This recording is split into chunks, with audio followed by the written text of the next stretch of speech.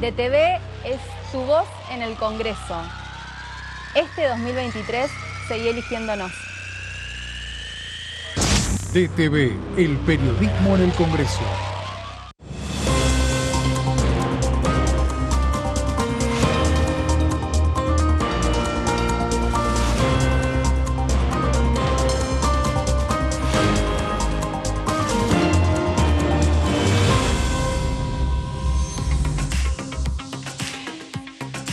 Hola, hola, ¿cómo les va? Muy buenos días, bienvenidos a DTV Noticias. Arrancamos así esta jornada de día viernes, ya 11 de agosto, calentando los motores para lo que será el domingo, las elecciones PASO en Argentina.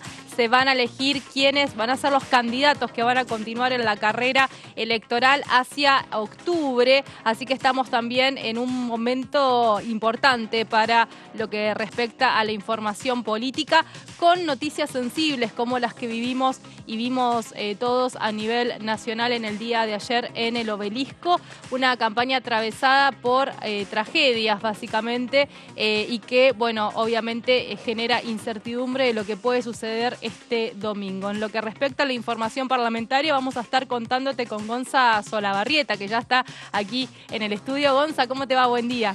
¿Cómo andas, Vero? Buen día. Sí, la verdad que la situación se ha hecho bastante agitada ayer, sobre todo con una jornada bastante intensa, pero de todas maneras pensando nosotros también en el rumbo que va a tener la semana próxima, luego de las elecciones PASO, qué va a pasar en materia legislativa, ¿no? Qué es lo que nos compete, y sobre todo pensando en una posible sesión para el 23 de agosto, que entre tantos dichos, tantas idas y vueltas, uno tiene la duda si se va a llevar a cabo o no al final. Nuestro compañero, que además nos promete información seguramente con placas en un ratito nada más, Gonzalito, por eso agradecemos que estés aquí en el estudio con nosotros. Vamos a meternos, como decía Gonza, en esto que va a suceder, ¿no? Y que al menos está la expectativa para el 23 de agosto, pero en esta semana estuvieron hablando los representantes aquí en la pantalla de DTV, y como solemos hacer aquí en DTV Noticias, vamos a repasar lo que fueron diciendo los legisladores. En este caso, la palabra de Juan Carlos Alderete.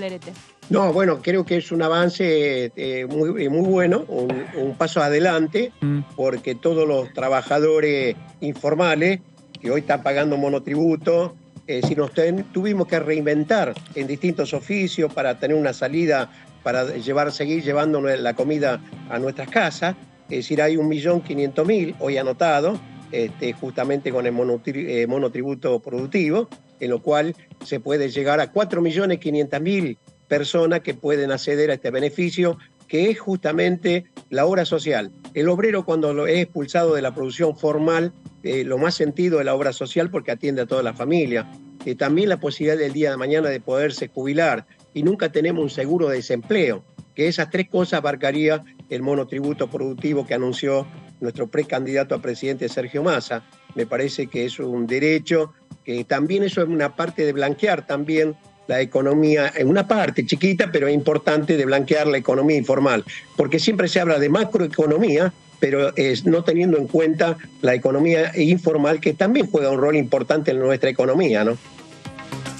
Bien, pasaba entonces la palabra de Alderete aquí en la pantalla de DTV. Estuvo hablando también el diputado representante por la provincia de Santa Fe, Tonioli, sobre las cuestiones que involucran al monotributo productivo. Vamos a escucharlo. ¿Qué es el monotributo productivo? Es un puente de inclusión fiscal para 8, 9, 10 millones aproximadamente de argentinos y de argentinas que trabajan, que producen, pero que están fuera de todo marco de seguridad social. Son los que nosotros definimos como los trabajadores y trabajadoras de la economía popular. En la Argentina hoy hay 3 millones de trabajadores y trabajadores de la actividad pública, empleados públicos, 6 millones de trabajadores en relación de dependencia dentro de la actividad privada en blanco. Se calcula que hay aproximadamente 2 millones más de trabajadores en relación de dependencia no reconocidos, no formalizados, en negro, ¿no es cierto? Cosa que es, por supuesto, reprendible en lo que refiere a los empleadores, que es un fraude laboral. Pero después hay, en la informalidad también, entre 8, 9, 10 millones de trabajadores y trabajadoras que forman parte de la población económicamente activa, que como decía antes, trabaja, produce, pero son trabajadores autónomos que se inventaron su propio trabajo. Algunos lo hacen a través de cooperativas, otros por la propia, y que como decía antes, no tienen ni vacaciones pagas, no tienen aguinaldo, no tienen aportes jubilatorios, no tienen ninguno de los beneficios que tienen quienes están en relación de dependencia, ya sea en la actividad pública o en la actividad privada.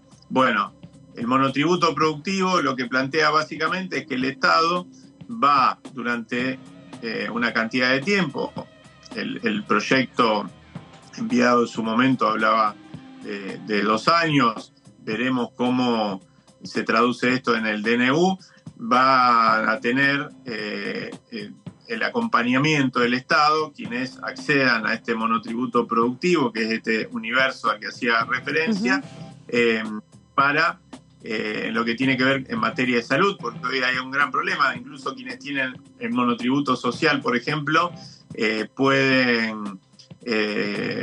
deberían poder acceder a las prestaciones estatales en materia de salud y a veces no lo hacen porque tienen habilitado la posibilidad de afiliarse a la obra social de algún gremio, pero muchas veces esas obras sociales no lo quieren tomar, entonces se genera una especie de cuello de botella. Este monotributo lo resolvería, permitiría la atención en los nosocomios públicos, permitiría también que el Estado sostenga el pago de la correspondiente ART para esos trabajadores y trabajadoras, y también durante una cantidad de tiempo los aportes previsionales, ¿no? Por eso se habla de un puente de inclusión fiscal.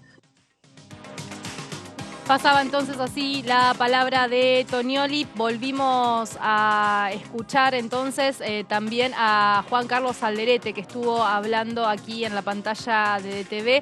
Anteriormente hablaba junto con Tonioli del monotributo productivo, pero ahora vamos a compartir un fragmento de la entrevista con nuestros compañeros donde se refiere justamente al régimen de exportación. Se tiene que declarar el recurso estratégico, pero no para en contra de la provincia. Cuando hablo de regalía, que tiene que ser otra ley también, en la minería, es también para economías regionales.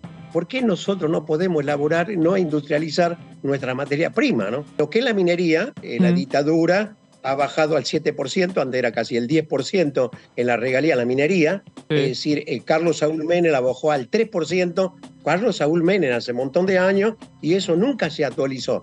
¿Por qué no tenemos el derecho nosotros de actualizar eso, que inclusive significa que le va a quedar divisa a nuestro país, le va a entrar divisa a nuestro país y le va a entrar divisa a esa provincia, ¿no? Bueno, ustedes saben que se viene la fecha de ingreso que establece la Ley de Administración Financiera Nacional y que es el 15 de septiembre. A partir de esa norma es la fecha que se establece para presentar el presupuesto de la Administración Pública Nacional anual. Obviamente sería el presupuesto 2024 y donde el gobierno tiene que enviar para el 15 de septiembre las proyecciones que se estiman para el 2024. Gonza, nos trajiste placas para compartir sobre la ley de presupuesto. Una norma que muy pocos pueden dar en la tecla con las proyecciones, ¿no? ¿Cuántos presupuestos han pasado donde, por ejemplo, el indicador de inflación termina quedando dibujado? Sí, no es algo tan sencillo, Vero, y sabemos que año tras año siempre la discusión por el presupuesto cae siempre en algún momento en el cual el eje está puesto en otra cosa muy importante. En este caso tenemos ahora muy cerquita nuestro las elecciones, pero también muchas cuestiones legislativas en el medio, y encima de todo esto tenemos la ley de presupuesto que se tiene que presentar encima como tiempo tope hasta el 15 de septiembre, que no falta tanto. No falta nada. No falta tanto, y si nos Un mes. Si empezamos a pensar ya... todavía no un mes, un poquito más de un mes, sí. Ya empezamos a pensar en Navidad y en Año Nuevo. Y además cae, como las presentaciones en los años electorales y presidenciales específicamente, caen entre medio de la PASO y de la general, por lo que ¿cuál va a ser la proyección que deje el ministro de Economía actual, Sergio Massa, teniendo en cuenta que es precandidato también a presidente, que seguramente seguirá compitiendo en octubre justamente por ese puesto? ¿Y será un presupuesto para él desarrollar en los próximos 4 años o se lo dejará a algún opositor que gane en esta partida, digamos, ¿no? Esa es la cuestión, ¿no? Si se lo va a dejar a sí mismo. Pero no ser Gonzalo Salabarrieta. O si lo va a hacer, claro, está con la... Exactamente. Pero hay que ver si, en definitiva, lo que se piense, que obviamente es consensuado, lo decimos de una manera, lógicamente, diminutiva para... hacer un poco eje y bajar a tierra lo que significa, pero obviamente que tiene todo un equipo detrás, hay mucho diálogo, muchos pedidos también, Vero. Entendemos que a la hora de pedir un presupuesto, yo soy de un bloque y te digo, mira, Vero, vamos a suponer que vos sos la ministra de Economía y te digo, Vero, mira, yo necesito un presupuesto porque el año que viene tengo 2 programas por aprobar, necesito hacer 2 escuelas. Bueno, ese es el diálogo que se tiene un poco también pensando en la proyección. Para las provincias. Para las provincias, ¿no? El aporte, sí, totalmente. Claro. Las obras públicas siempre suelen tener allí un nivel de negociación importante. Y después, bueno, las cuestiones de los subsidios, los servicios también aparecen en el tema Ministerio de Salud, Ministerio de Educación. Son como los factores fundamentales, ¿no?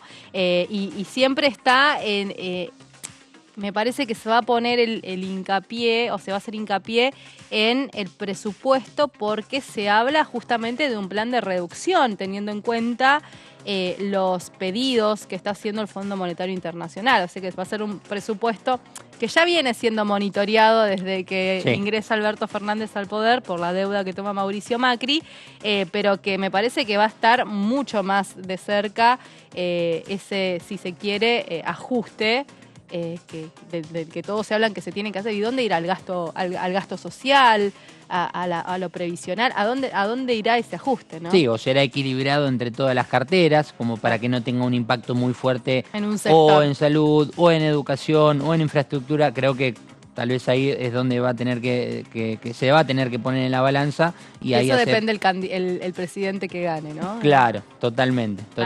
Y después, lógicamente, que nos vamos a anticipar a las placas, el cumplimiento, el control, el seguimiento de esas partidas que se realizan justamente para las distintas áreas. Pero a ver, vamos a entender un poquito de qué estamos hablando. Ley de presupuesto nacional. Primero y principal, lo más importante, nacional. Es el acto legislativo que, sobre la base del plan de gobierno elevado por el Poder Ejecutivo, dispone la planificación anual de la actividad financiera del Estado. El proceso tiene 4 etapas diferenciadas. En principio, el primer punto importante, o 2 en realidad, acto legislativo, para que se entienda por qué también estamos en un acto también democrático que tiene que pasar por las 2 cámaras. Y también al mismo tiempo que es una planificación anual, es decir, que todos los años se va a tener que hacer un raconto, se van a tener que hacer cuentas, se van a tener que hacer incorporaciones y también al mismo tiempo se va a tener que eliminar, porque no en algunos casos algunas partidas que ya no fuesen necesarias porque se puede terminar algún programa, porque en cuanto a infraestructura ya se han cumplido algunas metas, pero bueno, estos son los puntos principales de la primera placa. Vamos a ir y a empezar a repasar las etapas. Primero, formulación. Es la elaboración del presupuesto, las políticas y objetivos contemplados en el plan de gobierno, que es lo que mencionábamos recién. Sergio Massa va a tener que trabajar como ministro de Economía, con todo su equipo, con el consenso también de todos los legisladores y legisladoras que vayan pidiendo incorporaciones, que le aconsejen, que le recomienden, que le comenten algunas cuestiones a futuro para el año próximo. Después se va a evaluar en qué se hace el hincapié que se puede y qué no. Se van formulando anteproyectos por jurisdicciones y entidades sobre la base de los techos presupuestarios solicitados por cada jurisdicción o entidad. El resultado final es el proyecto de ley que se presenta antes del día 15 de septiembre del año anterior al ejercicio a ejecutarse. Bueno, aquí la Cámara de Diputados sabemos que se convulsiona cada vez Sí. que estamos muy cerquita de la fecha tope del 15 de septiembre. Pero se convulsiona en el sentido de la actividad, el movimiento, los comentarios también, cada uno en los pasillos cuando vamos hablando con legisladores, con asesores, con personas de la Cámara también, y también al mismo tiempo, Vero, en el momento en el que se está por votar el presupuesto, hay otros proyectos que tal vez quedan de lado en el sentido de que el foco está puesto ahí. No, totalmente. El 15 de septiembre cae viernes, Gonza. Así que preparados para el viernes, para la presentación, que además después vienen a defender no solo el ministro de Economía, claro, que es el que viene oficialmente a hacer la presentación formal, sino que después siempre desfilan distintos funcionarios de los ministerios que, bueno, justamente explican por qué la mayor o la menor cantidad de partida en esa cartera. Así que vamos a tener todo eso también. Exacto. Esta es la primera parte. Esa es la etapa preliminar. La formulación. Vamos a ir a la segunda etapa de esta ley de presupuesto nacional. La aprobación. Una vez ingresado el proyecto en la Cámara de Diputados, aquí en nuestra Cámara de Origen, comienza la etapa de aprobación. Es decir, se sientan diputados y diputadas en una sesión especial que se realiza y se vota.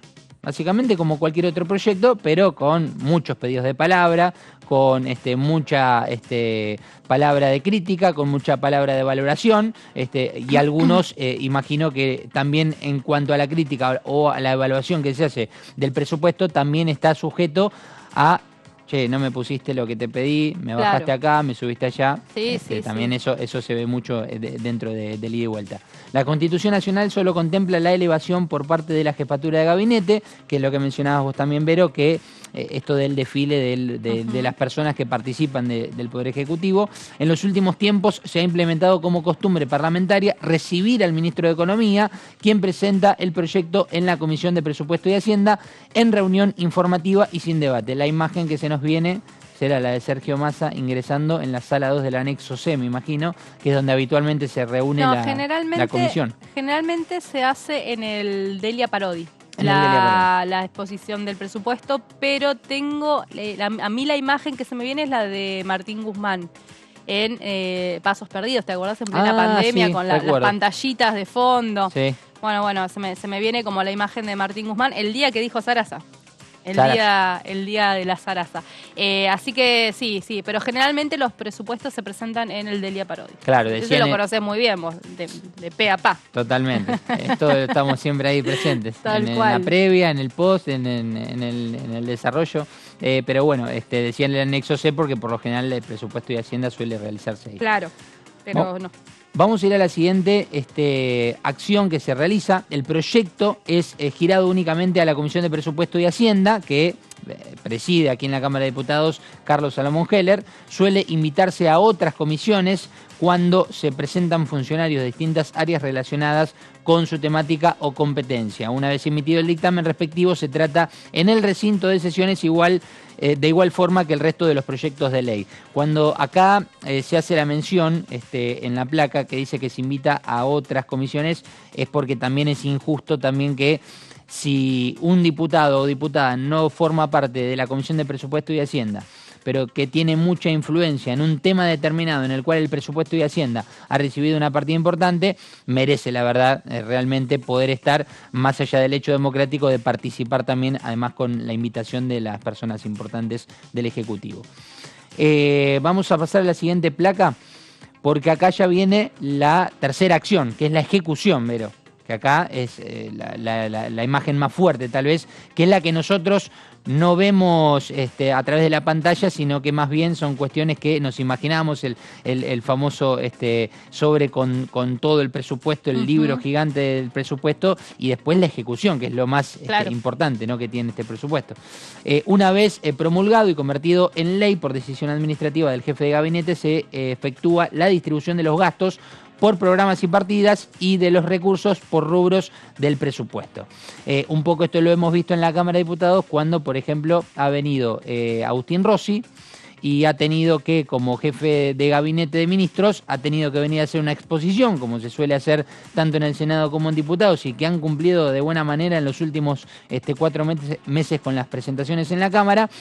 Y, por ejemplo, siempre recuerdo en algún proyecto donde el propio Agustín Rossi respondía a alguna de las preguntas diciéndole que ese mismo día se había implementado un presupuesto para tal proyecto. Recuerdo uno muy latente que tengo sobre unas partidas que había pedido para un programa aprobado, Carla Carrizo, por ejemplo, en un proyecto para niñez, que era básicamente como una recompensación que se hacía a víctimas, no recuerdo si era por cuestión del padre, por violencia de género, pero era una partida que de un proyecto que se había aprobado, y el propio Agustín Rossi fue el que le dijo, bueno, en el presupuesto de hoy, en la jornada de hoy, ya se habilitó el presupuesto para poder empezar a efectuar esos programas, para que se entienda un poco más el proceso. El cuarto paso, Vero, y el último, el control. El control externo lo realiza el Parlamento a través de la cuenta de inversión, el documento que se presenta al Congreso sobre los resultados de la gestión financiera. Hay también un control interno de la propia administración por la que siguen, ¿no? La Sindicatura General de la Nación y por las diversas unidades de auditoría interna UAI de cada jurisdicción. Bueno, esto ya básicamente pasa a que una vez que se efectúa el presupuesto, que ya se discutió, se debatió, se aprobó, se cumpla. Sí, básicamente es la bicameral la que controla de cuenta revisora, claro, que se reúne muy poco, muy poco, y que generalmente está atrasada siempre con la revisión de los presupuestos. Es como que ponele que van a revisar el presupuesto el primero de Alberto Fernández, entonces claro, siempre viene como con demora, pero sí, es una comisión bicameral que integran obviamente senadores y diputados, y es la que se encarga del control externo. En algún momento dice la diplomatura de acá muy bien, del Congreso de la Nación. ¿Cuánto tiempo, Vero? Un año. ¿Un año? Un año, sí. Ah, es bastante completa. Es bastante completa, sí, del ICAP. Muy ICAP, buena, sí, recomendada para los trabajadores también de la Cámara. Y nos mostraban cómo, bueno, de cuántos presupuestos que se aprobaron y después se ejecutaron, cuántos tenían ya, digamos, el visto cerrado de la bicameral, y eran muy pocos. Muy pocos. Así que sí, pero bueno, el Congreso tiene esa potestad a través de esta bicameral. Sí, y lo bueno es que hayas remarcado que es una bicameral donde participan no solamente claro, diputados, sino también senadores. Claro, las dos cámaras. Claro. Bueno, vamos a ir a la siguiente placa. En este caso, la Constitución Nacional establece en el artículo 52 que la Cámara de Diputados es la que se reserva la competencia de origen en materia presupuestaria, es decir, que inicia el proceso cuando expresa que, y cita, a la Cámara de Diputados corresponde exclusivamente la iniciativa de las leyes sobre contribuciones y reclutamiento de tropas. Esto también aplica, lógicamente, a otros proyectos también. En este caso hablamos del presupuesto, que lógicamente tiene que ver con contribuciones y reclutamiento de tropas, ¿no? En este caso, bueno, contribuciones hablando económicamente, que sería lo fundamental de este proyecto de presupuesto. Vamos a la siguiente placa. Si bien la ley de presupuesto no es una ley que impone o modifica contribuciones, tributos, sí determina de qué forma se van a invertir o a gastar los recursos del Estado. Acá hace la aclaración, porque si bien, como dice, no implica o modifica contribuciones, o sea, los tributos, en este caso aclara que determina de qué forma se van a invertir o gastar los recursos del Estado, que es lo que hablábamos recién, las partidas. Para hacer una escuela, para hacer un hospital, para en las distintas provincias, ¿no? Cuya principal fuente de financiamiento está determinada por la recaudación tributaria, que entre paréntesis pone como contribuciones. Esto para entender un poco más internamente el proceso de la ley de impuesto de presupuesto nacional. Ley de Administración Financiera establece que el ejercicio presupuestario comienza el 1 de enero y termina el 31 de diciembre de cada año. Por eso, cuando hablábamos al principio de cómo funciona, cómo se va preparando, siempre tiene un impacto anual, porque el presupuesto que se discute, que se debate, que luego se aprueba y que luego se ejecuta es justamente para todo el año, como dice aquí, del 1 de enero al 31 de diciembre. Para los casos de no aprobación, el artículo 27 establece que si al inicio del ejercicio financiero no se encontrara aprobado el presupuesto general, regirá, con ciertos ajustes, el que estuvo en vigencia el año anterior. Este es un punto buenísimo, Vero. Claro. Si no es aprobado esa partida, no es aprobada esa parte del presupuesto, quedará sujeto con ciertos ajustes, el que estuvo en vigencia el año anterior. Es decir, si yo te di, por ejemplo, vamos a suponer, ¿no? Vamos a suponer que soy el ministro de Economía y te digo, bueno, vos, Vero, sos de Tierra del Fuego, me pediste una partida presupuestaria para un programa, para infraestructura. Si te di 500.000 pesos, que es poco estamos hablando para hacer un juego, para el 2022 y en el 2023 no se aprueba lo que vos estás pidiendo, lo que se pidió en el presupuesto, bueno, quedarán esos 500.000 pesos. Claro, totalmente. Bueno, hay varios antecedentes de no aprobarse el presupuesto. El primero tiene que ver con los más recientes, ¿no? Cuando asume Alberto Fernández, utiliza una prórroga del presupuesto que había aprobado Mauricio Macri para el 2019.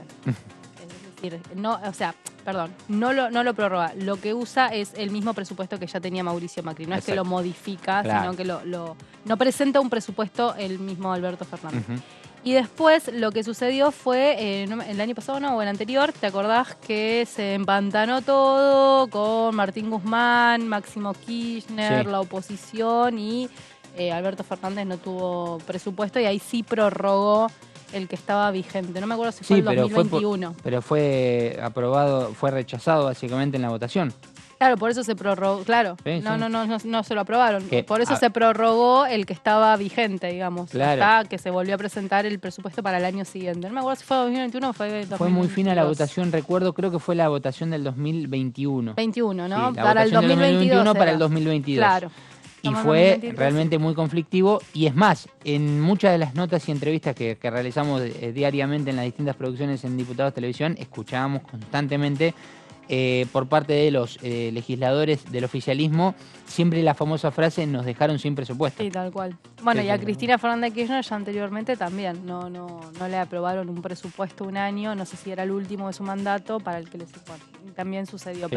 Pero bueno, suele suceder esta práctica. Sí, y hablando de placa, justamente esta es la última para Claro. terminar el repaso de la ley de presupuesto nacional. Estructura del proyecto de presupuesto difiere sustancialmente del resto de las iniciativas que son elevadas al Congreso Nacional. El mensaje de elevación contiene datos macroeconómicos como, por ejemplo, la inflación proyectada, la cotización del dólar, la evolución económica, informes de ejecución, la estimación de los recursos y gastos tributarios, el financiamiento y el servicio de la deuda pública, entre otros. Bueno, acá está el punto creo que más difícil, Sí. no solamente para para el ministro de Economía actual, sino para cualquier ministro de Economía en Argentina en general. No tengo aquí el dato específico de cuántas personas han podido proyectar de manera exacta. No ver cómo va a finalizar, por ejemplo, el 31 de diciembre, por ejemplo, la inflación proyectada o la cotización del dólar. Realmente Teníamos es una inflación para este presupuesto del 60%, si no tengo Sí. entendido, si no recuerdo mal, y estamos arriba del 100. Arriba del 100. Sí. La más burda fue en la época de Macri, que había proyectado un 20, un 17, y sí. era siempre muy... Lo que sí recuerdo, Vero, muy diferente lo que se escribía a lo que sucedía en la realidad. Entonces, Es difícil, generalmente suele decirse eso, ¿no? Que son presupuestos dibujados, Mm. siempre el que le toca a la oposición. Y también que vienen así medio en el apuro. Algunos lo que están diciendo, y esto ya también sucedió en otro contexto, es que el presupuesto se votaría para después de la asunción porque hay recambio de Cámara el 10 de diciembre. Claro. Entonces se votaría cuando haya recambio de Cámara. Ah, bueno. Algunos están ya... Octubre. No, el 10 de diciembre. Después del 10 de diciembre se Ah, votaría. después del 10 de diciembre, Cuando claro. entran los nuevos diputados Sí, sí, y sí. los nuevos senadores. Porque Me hay confundí. provincias ¿Sabés que con qué eligen Sí. senadores. Hay recambio en las dos cámaras en ese punto. Entonces, lo que ya ha pasado en otra oportunidad es que se termina votando después de que haya el recambio, digamos. Confundí las fechas con que va a haber algunos legisladores y legisladoras que van a cambiar la banca, pero porque asumen algún cargo en las provincias y demás. Ah, eso Había sí. confundido con eso. Pero siempre después del 10 de diciembre. Sí, siempre después. Siempre después del 10 de diciembre. Así que, sí, ahora vamos a buscar Lo que sí en la recuerdo, pausa, Vero, si querés, cuánto que- eran las proyecciones. Pero yo Sí, recuerdo que eran... Recuerdo que igual no fue algo ostentoso y fue dentro de lo posible bastante realista. a ver, si uno lo leía no se ilusionaba mucho, en algunos puntos sí, en otros no, pero si hay algo que creo que estuvo de acuerdo, inclusive muchos dirigentes de la oposición, es que había sido un presupuesto bastante realista. Es verdad eso. No había sido unos números, como se dice, inflados ni nada, al contrario. Sí. No generaban tanta expectativa, porque creo que el crecimiento había sido, no sé si el 3,20, 3 puntos 60% por ahí. era la inflación. Claro, era así. Sí. Me acuerdo perfecto ese número. Y el dólar no me acuerdo en cuánto lo tenía, pero no eran 500. Me parece que no. Es muy difícil. Y hoy está pisando 600 ya. Es difícil. Sí, pero bueno, este presupuesto se daba, Gonza, también en un marco, no sé si te acordás, pero justamente Martín Guzmán había presentado un avance. Generalmente en junio técnicamente se presenta como un avance, que es como una especie también de boceto de cómo van a ser los números, que después se terminan de complementar ya con el presupuesto en septiembre. El borrador. Es un borrador, exactamente. Martín Guzmán lo había dejado, en el medio asume Sergio Massa como ministro de Economía y se va a votar el primer presupuesto. Se va a votar ya, sería el segundo que presenta Sergio Massa. Claro, porque exacto. El que está vigente es el que dejó justamente el tigrense presentado. Pero bueno, me gustaría recordar cuánto se había proyectado el dólar. Yo lo que sí tengo presente era que el porcentaje de crecimiento general que se saca al cálculo, no solamente en la producción, sino general, no era algo tremendo. Claro. Que decías tan poco, pero finalmente era realista. Claro, totalmente. No se jugó con un número presumiendo que se iba a crecer en un porcentaje tan alto, no tan fantasioso y más bien realista. En ese sentido recibió algunos halagos, recuerdo, y bueno, después la inflación un poco más complicado acertar. Yo creo que a cualquiera se le complica. Y está compleja el tema de la inflación y del control de los precios. Gonza, vamos a ir a la pausa, pero te quedás con nosotros. Te vas quedando, no sé si por acá, por allá, pero... Me voy a calentar un cafecito que me prepararon. Mira las cosas me lo prepararon. Los beneficios que se da, Gonza. Nunca me di cuenta que era para mí y ahora está frío, así que voy a tener que hacerle una segunda calentada. Me parece muy bien. Bueno, Gonza, quédate, no te vayas. Bueno, te quedas, ¿no? me quedo acá. Vamos a la pausa y enseguida volvemos con Gonza Solaberrita y más información acá en DTV Noticias.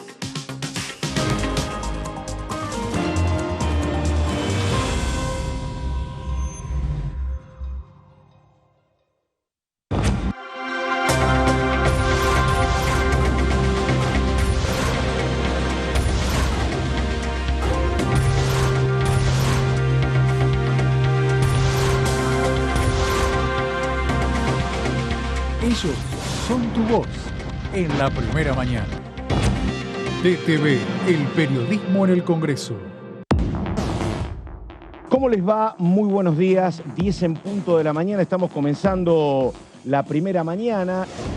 Es importante que nosotros nos ayornemos en materia legislativa con el tema de datos, porque nos está llevando por delante la tecnología. Claro. O sea, hoy toda la información tiene un nivel de vulnerabilidad que antes no la tenía. Entonces es importante que nos ayornemos.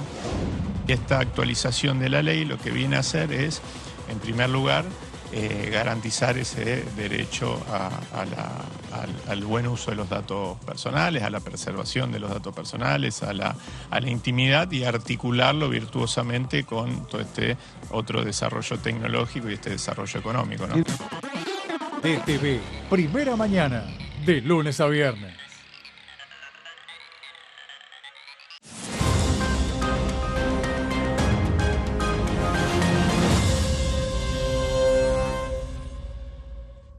Cada hora que pasa, en el mundo mueren 40 bebés por falta de agua potable. Las enfermedades que causa el consumo de agua contaminada ponen en peligro sus vidas. Con tu ayuda podemos salvarlos con una solución simple. Estas pastillas potabilizadoras ayudan a prevenir enfermedades y brindar la higiene necesaria para salvar a estos bebés. Por favor, dona ahora en unicef.org.ar/agua o llama al 0810-333-6555.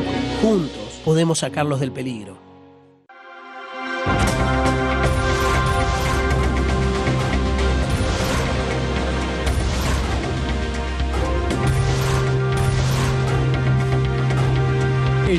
son tu voz en la tercera edición. DTV, el periodismo en el Congreso.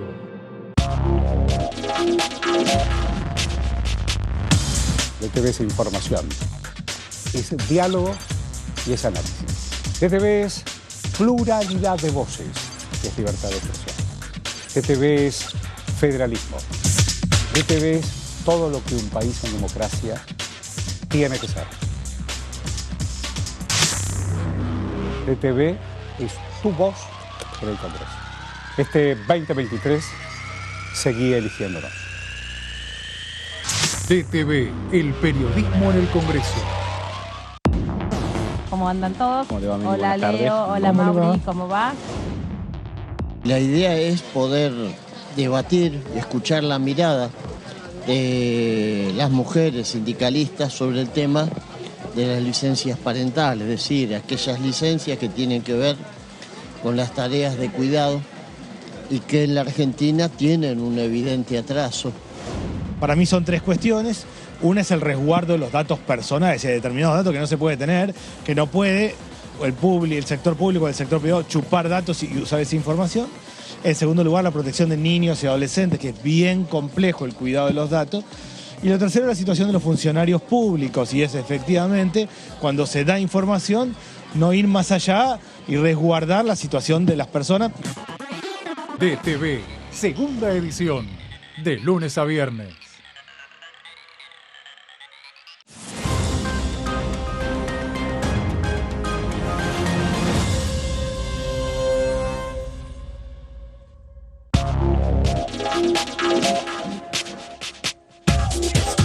DTV es información, es diálogo, es análisis. DTV es federalismo, libertad de expresión, pluralidad de voces.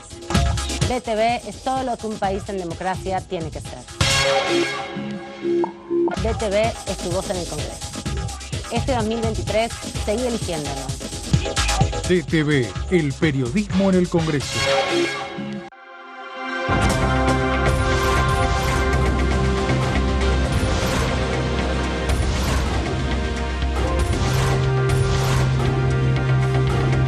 Ellos son tu voz en la primera edición.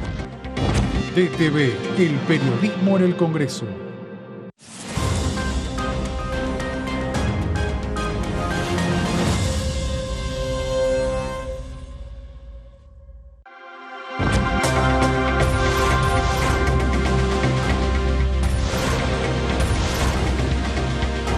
Ellos son tu voz en DTV, el resumen.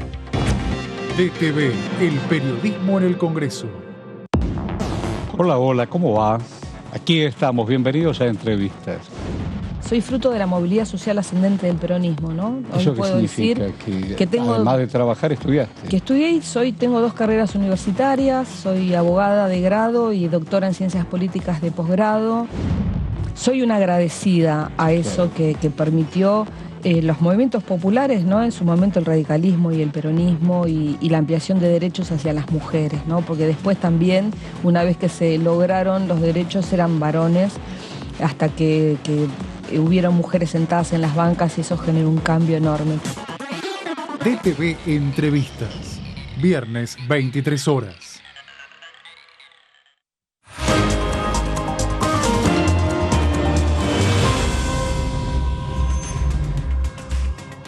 Continuamos en DTV Noticias y vamos a meternos en mis proyectos porque estuvo hablando la diputada del socialismo Mónica Fein contándonos sus iniciativas. Vamos a escucharla.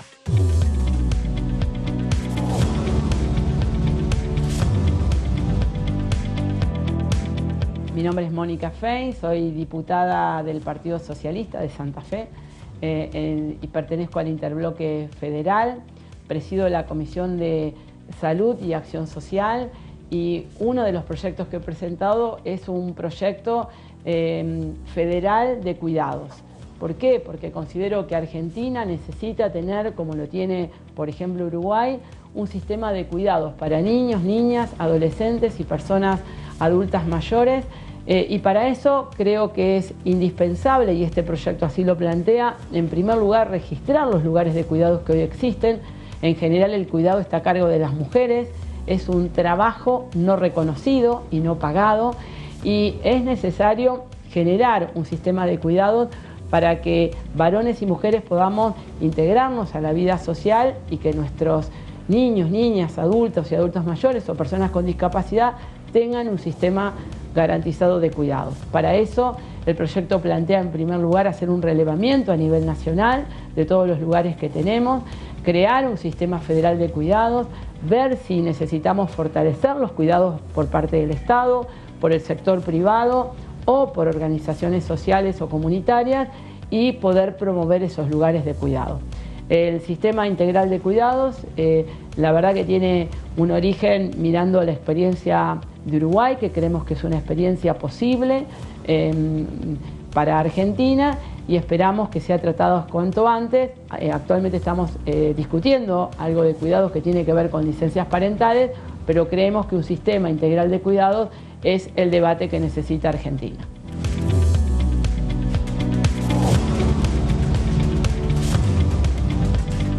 Agradecemos a la diputada Mónica Fein, que estuvo entonces contándonos sus iniciativas aquí en DTV Noticias, en la sección Mis Proyectos.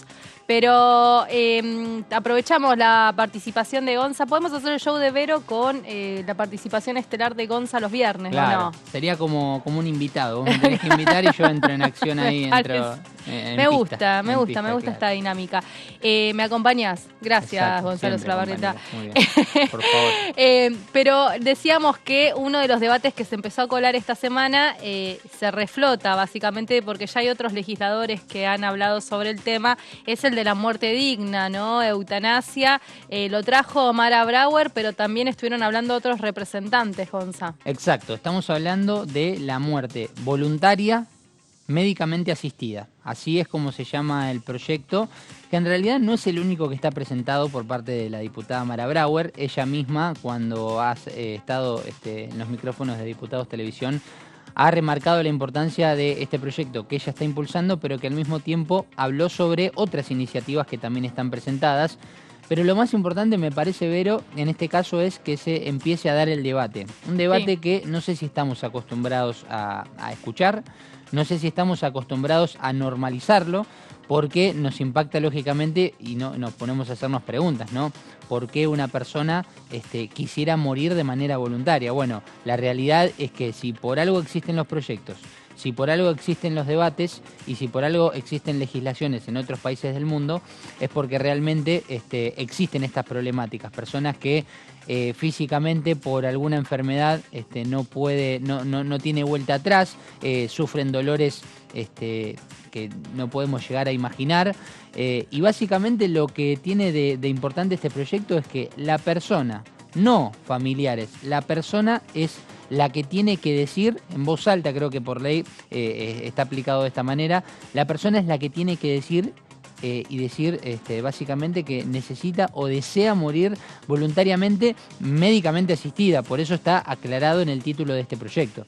Exactamente, y sí, vos decías, me acuerdo el año pasado, no, el anterior creo, lo trajo a la Cámara al debate Cornejo, el candidato a gobernador en Mendoza, que hoy es senador nacional, junto con Jimena Latorre, la diputada también mendocina, fueron como los primeros que hicieron incluso una charla sobre el tema, y veía esto de que la diputada del oficialismo Mara Brauer lo venía a reflotar. Pero bueno, sí.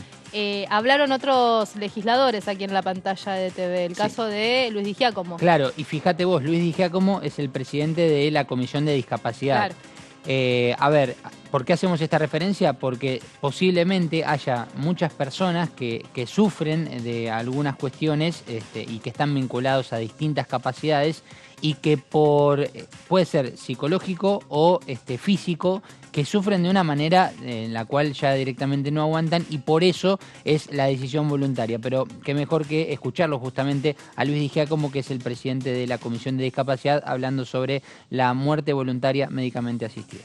Yo siempre no solo he estado de acuerdo, en mi provincia la diputada y colega médica Marta Milesi, que fue diputada nacional, fue una de las primeras que presentó este tipo de proyectos. Nosotros creemos que uno lo que no puede hacer es condenar al ser humano a sufrir no puede hacer es condenar a una familia, además, a estar pendiente de algo que es insoluble.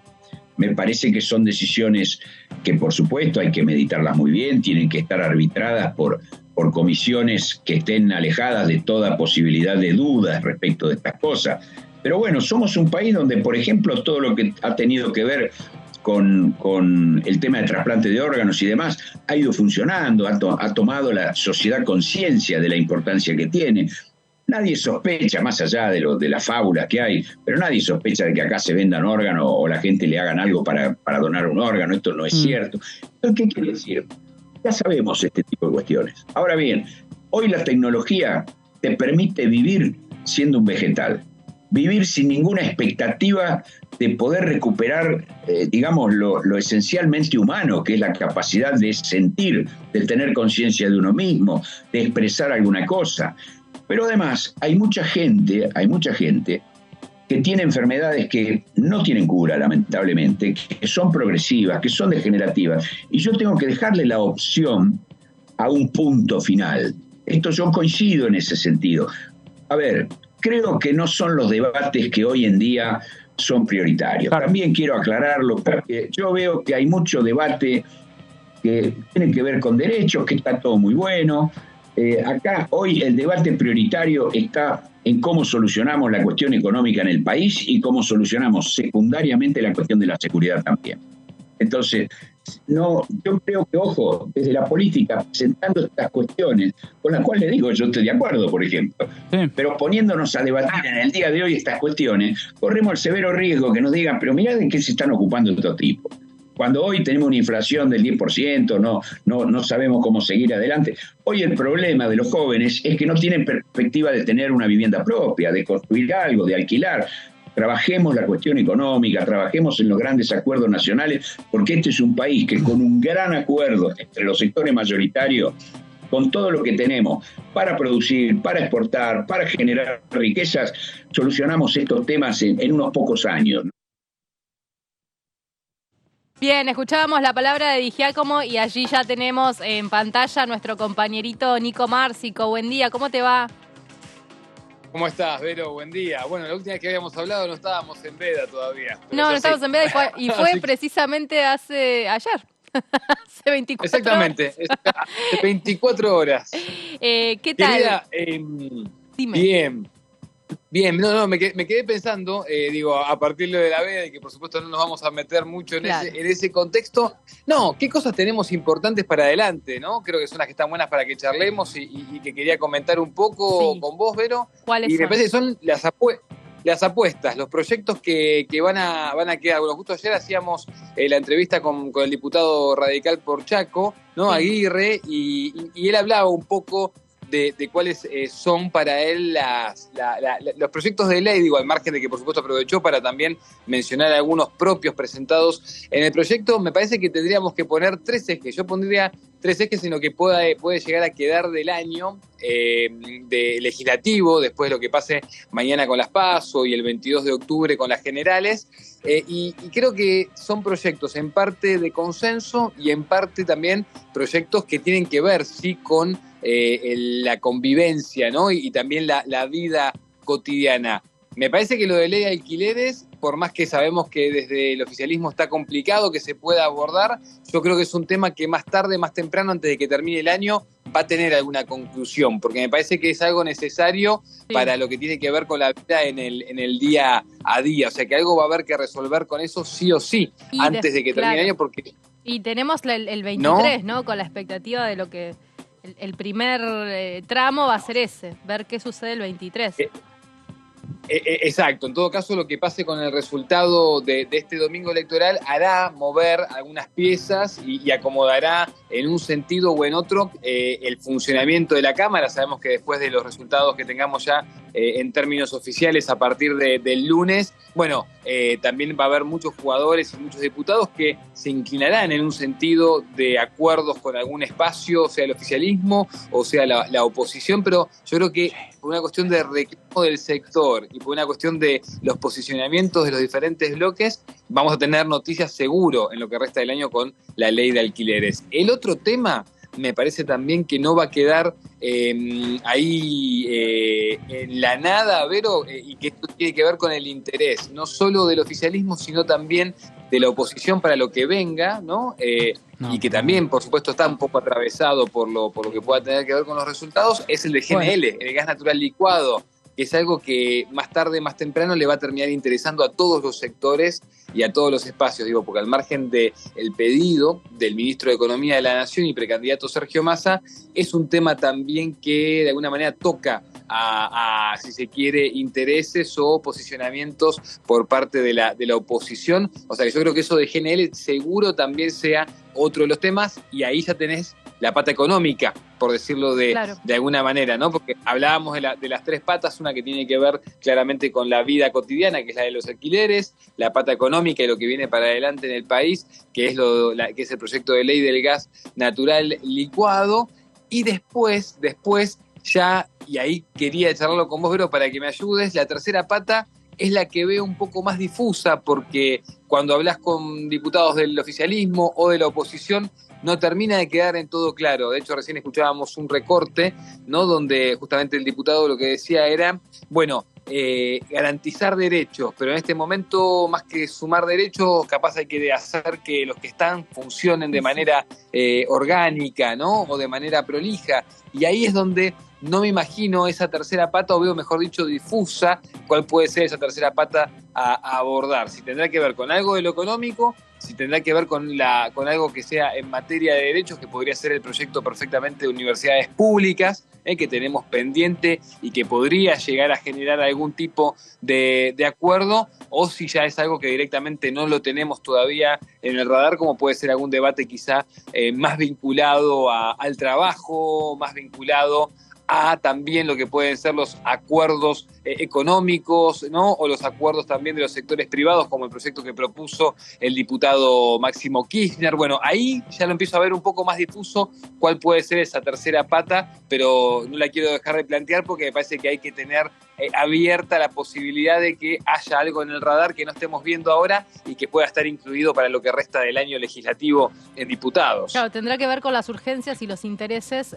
bueno, también teniendo en cuenta qué va a suceder el domingo, bueno, en un clima no turbulento, ¿no?, con atravesado por dos tragedias en distintos lugares bueno, uno en la Ciudad Autónoma de Buenos Aires, otro en la provincia de Buenos Aires, y que básicamente habrá que ver cómo continúa también el trabajo aquí parlamentario y lo que va a suceder con los resultados que se den, decimos, en quiénes van a ser los que continúen candidateándose para el mes de octubre.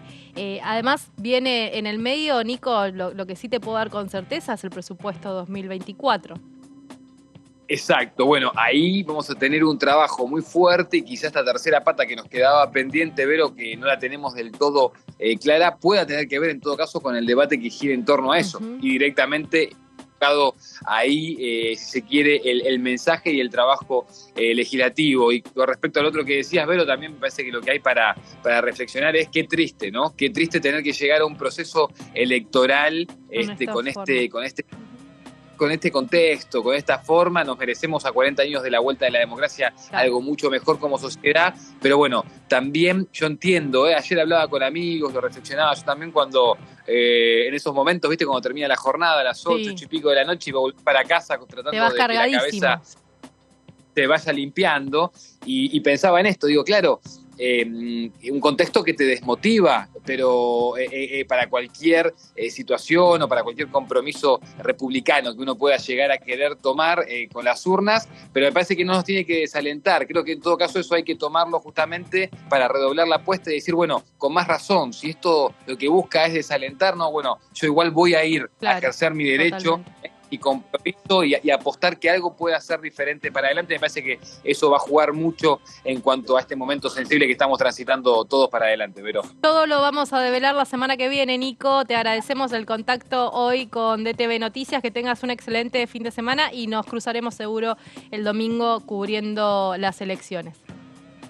El domingo seguro nos vemos allí en las calles, Vero. Te mando un abrazo grande. Beso para todos. Hasta luego, se va Nico Márcico. Vamos a agradecerle también a Gonzalo Solabarrita que estuvo trabajando aquí en el piso con nosotros. Llegamos al final de ETV Noticias, nos vamos a reencontrar el lunes a las 9 de la mañana con más información y con lo que dejan las elecciones que se van a llevar adelante este domingo. Que tengan un excelente fin de semana. Chau, chau.